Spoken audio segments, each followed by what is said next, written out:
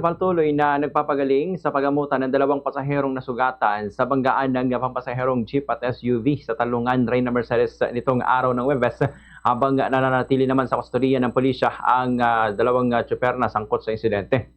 Sa panayam ng Bomba Radyo Kawayan kay Police Major Danilo Malab, hepe ng Reyna Mercedes Police Station, sinabi niya na batay sa inisyal na pagsisiyasat, nakita umano ng mga investigador na may pagkukulang sa panig ng SUV matapos itong bahagyang umagaw ng linya at pumasok sa kabilang lane na binabagtas naman ng jeep na naging sanhi ng banggaan.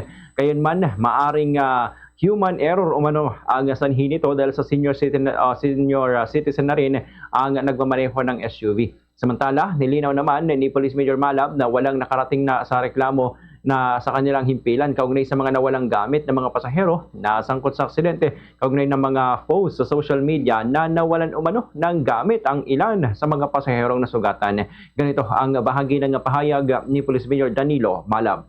Yes, ma'am. Upon perusal and stringent investigation conducted by this station, nakita po natin na may pagkukulang po dito sa isang vehicle, yung adventure.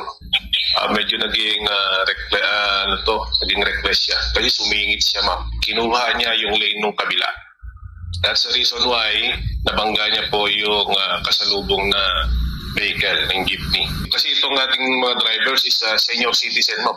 Mm-hmm. We know na yung mga ganyang edad, ma'am, is very responsible na po yan sa mga daanan. Considering yung edad nila. Siguro, due to human error, kamo na lang, ma'am,